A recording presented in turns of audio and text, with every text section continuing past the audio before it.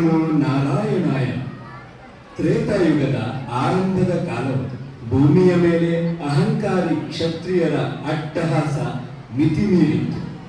ಅಧಿಕಾರದ ಮದದಿಂದ ರಾಜರು ಧರ್ಮವನ್ನು ಮರೆತು ಋಷಿ ಮುನಿಗಳಿಗೆ ಮತ್ತು ಸಾಮಾನ್ಯ ಜನರಿಗೆ ಕಿರುಕುಳ ನೀಡುತ್ತಿದ್ದರು.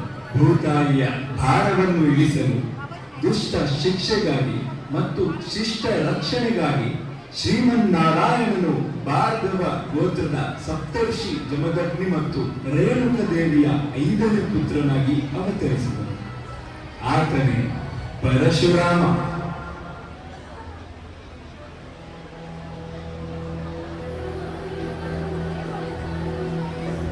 ಬಾಲ್ಯದಿಂದಲೇ ತೇಜಸ್ವಿಯಾಗಿದ್ದ ರಾಮನು ಶಾಸ್ತ್ರ ಮತ್ತು ಶಸ್ತ್ರ ಎರಡರಲ್ಲೂ ನಿಪುಣನಾಗಿದ್ದನು. ಒಮ್ಮೆ ತಂದೆ ಜಮದಗ್ನಿಯ ಆಜ್ಞೆಯಂತೆ ಮಾತೃದ್ರೋಹದ ಪರೀಕ್ಷೆಯಲ್ಲಿ ತನ್ನ ತಾಯಿಯನ್ನೇ ಸಂಹರಿಸಬೇಕಾದ ಕಠಿಣ ಸಂದರ್ಭ ಎದುರಾದಾಗ ರಾಮನು ತಂದೆಯ ಮಾತಿಗೆ ಬೆಲೆ ನೀಡಿ ಆಜ್ಞೆಯನ್ನು ಪಾಲಿಸಿದ.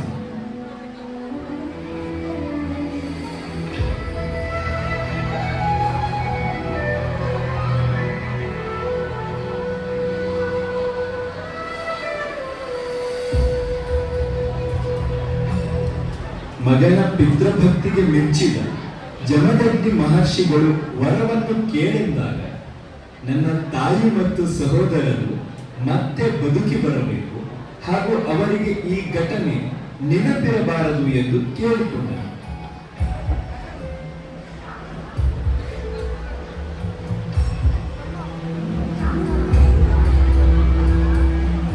ಇದು ಪರಶುರಾಮನ ಅಚಲ ಭಕ್ತಿ ಮತ್ತು ಧರ್ಮನಿಷ್ಠೆಗೆ ಸಾಕ್ಷಿ.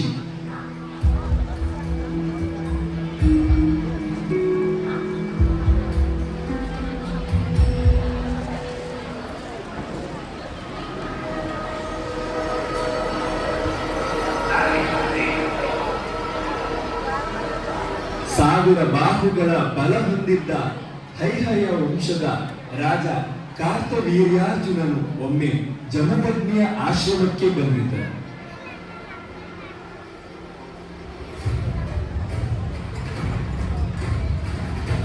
ಆಶ್ರಮದ ಕಾಮಧೇನುವಿನ ಮಹಿಮೆಯನ್ನು ಕಂಡು ಅದನ್ನೇ ಅಪಹರಿಸಲು ಯತ್ನಿಸಿ ಕೊನೆಗೆ ಜಮದಗ್ನಿ ಮಹರ್ಷಿಗಳನ್ನು ಅವಮಾನಿಸಿ ಕೊಂದು ಹಾಕಿದ.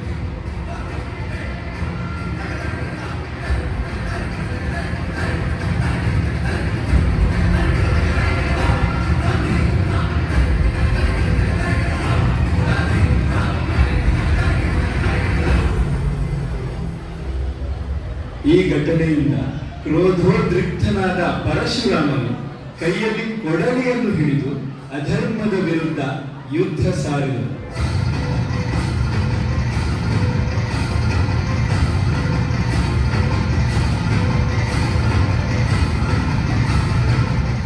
ಏಕಾಂಗಿಯಾಗಿ ಇಡೀ ಸೈನ್ಯವನ್ನು ಸದೆಬಡಿದು ಕಾರ್ತವೀರ್ಯಾರ್ಜುನನ 1000 ತೋಳುಗಳನ್ನು ಕತ್ತರಿಸಿ ಅಧರ್ಮದ ಅಂತ್ಯ ಹಾಡಿದನು.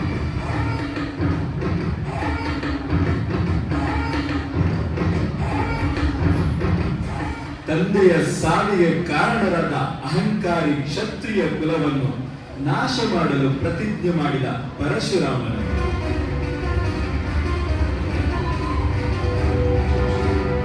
ಭೂಮಿಯನ್ನು 21 ಬಾರಿ ಪ್ರದಕ್ಷಿಣೆ ಮಾಡಿ ಅಧರ್ಮ ಮಾರ್ಗದಲ್ಲಿ ನಡೆದ ರಾಜರನ್ನೆಲ್ಲ ಸಂಹರಿಸಿದನು.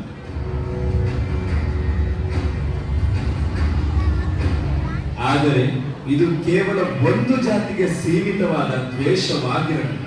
ಬದಲಾಗಿ ಅದು ಅಧಿಕಾರದಿಂದ ಅಂಧರಾದ ಅಟ್ಟಹಾಸದ ವಿರುದ್ಧದ ಯುದ್ಧವಾಗಿತ್ತು. ಯುದ್ಧದ ನಂತರ ಗೆದ್ದ ಭೂಮಿಯನ್ನೆಲ್ಲ ಕಶ್ಯಪ ಮುನಿಗಳಿಗೆ ದಾನ ಮಾಡಿ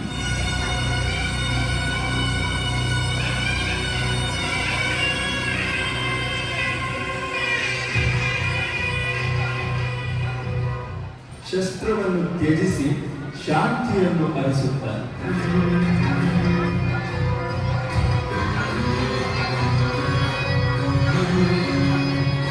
ಮಹೇಂದ್ರ ಪರ್ವತಕ್ಕೆ ತೆರಳಿದನು. ಜೈ ಪರಶುರಾಮ.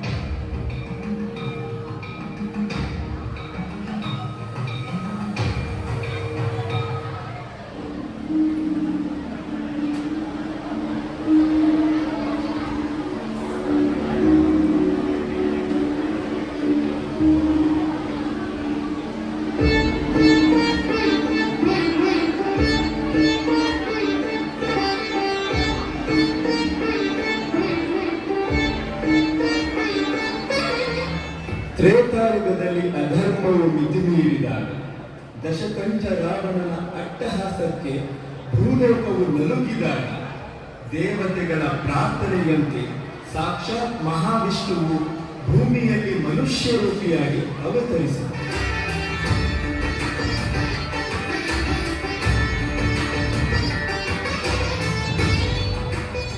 ಅಯೋಧ್ಯೆಯ ರಾಜ ದಶರಥ ಮತ್ತು ಕೌಸಲ್ಯೆಯ ಮಗನಾಗಿ ಜನಿಸಿದವನೇ ಶ್ರೀರಾಮ.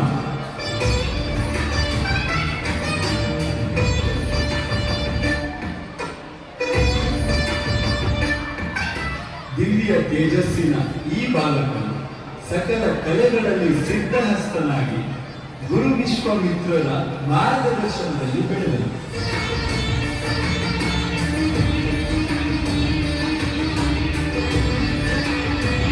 ಜನಕ ಮಹಾರಾಜನ ಅರಮನೆಯಲ್ಲಿ ಶಿವಧನಸ್ಸನ್ನು ಮುರಿದು ಸೀತೆಯನ್ನು ಕೈ ಹಿಡಿದ ರಾಮ ಅಯೋಧ್ಯೆಯ ಪಟ್ಟಾಭಿಷೇಕಕ್ಕೆ ಸಿದ್ಧನಾಗುತ್ತಾನೆ.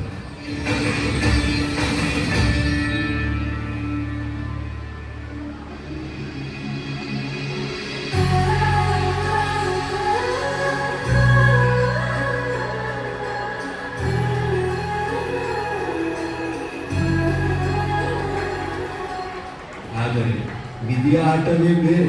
ಕೈಕೇಯಿಯ ಹಠದಿಂದಾಗಿ ಪಟ್ಟದ ಬದಲಿಗೆ 14 ವರ್ಷಗಳ ವನವಾಸ ರಾಮನ ಪಾಲಾಗುತ್ತದೆ.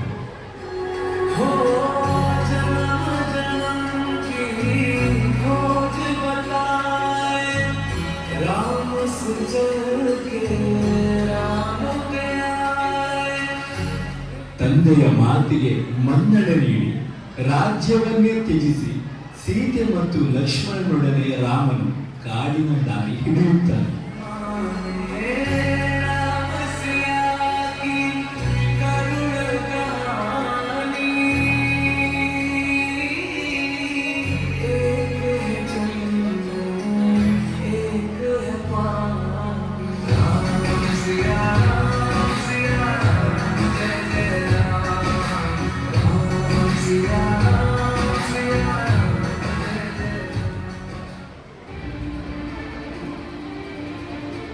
ಪಂಚವಟಿಯ ಶಾಂತಿಯುತ ಬದುಕಿನಲ್ಲಿ ಬಿರುಗಾಳಿ ಬೀಸಿತು.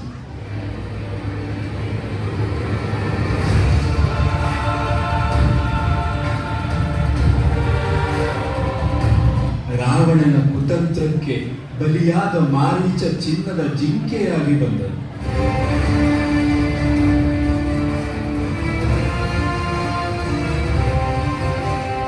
ರಾಮನ ಅನುಪಸ್ಥಿತಿಯಲ್ಲಿ ರಾವಣನು ಸೀತೆಯನ್ನು ಅಪಹರಿಸಿದನು.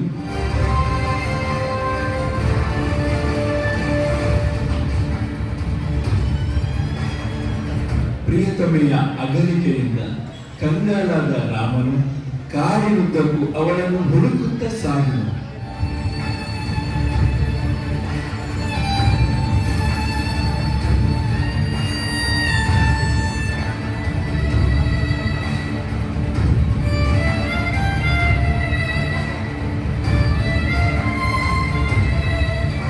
ಶಬರಿಯ ಭಕ್ತಿ, ಹನುಮಂತನ ಭೇಟಿ ಮತ್ತು ಸುಗ್ರೀವನ ಮೈತ್ರಿ ರಾಮನಿಗೆ ಹೊಸ ಶಕ್ತಿಯನ್ನು ನೀಡಿತು.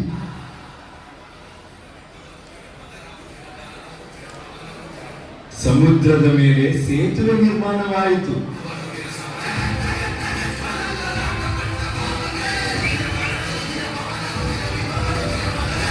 ವಾನರ ಸೈನ್ಯವು ಲಂಕೆಯನ್ನು ತಲುಪಿತು.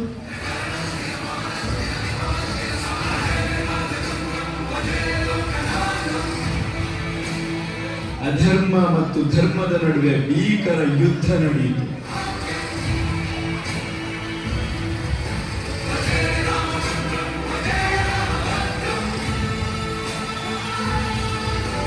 ಅಹಂಕಾರದ ಪ್ರತೀಕವಾದ ರಾವಣನ 10 ತಲೆಗಳನ್ನು ಸೀಳಿ ರಾಮನು ಬ್ರಹ್ಮಾಸ್ತ್ರವನ್ನು ಪ್ರಯೋಗಿಸಿದನು.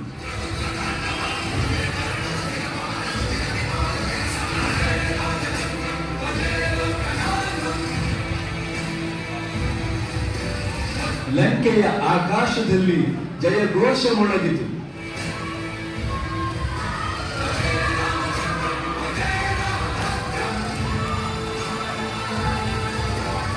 ಅಧರ್ಮದ ಅಂತ್ಯವಾಗಿ ಧರ್ಮವು ಪುನಃಸ್ಥಾಪಿತವಾಯಿತು.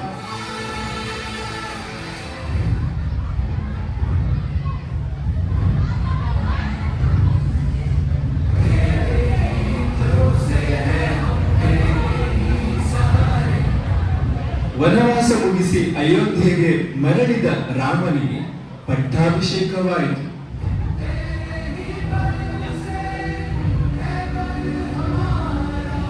ರಾಮ ರಾಜ್ಯವೆಂದರೆ ಕೇವಲ ಅಧಿಕಾರವಲ್ಲ, ಅದು ನ್ಯಾಯ, ಶಾಂತಿ ಮತ್ತು ಸಮಾನತೆಯ ಪ್ರತೀಕ.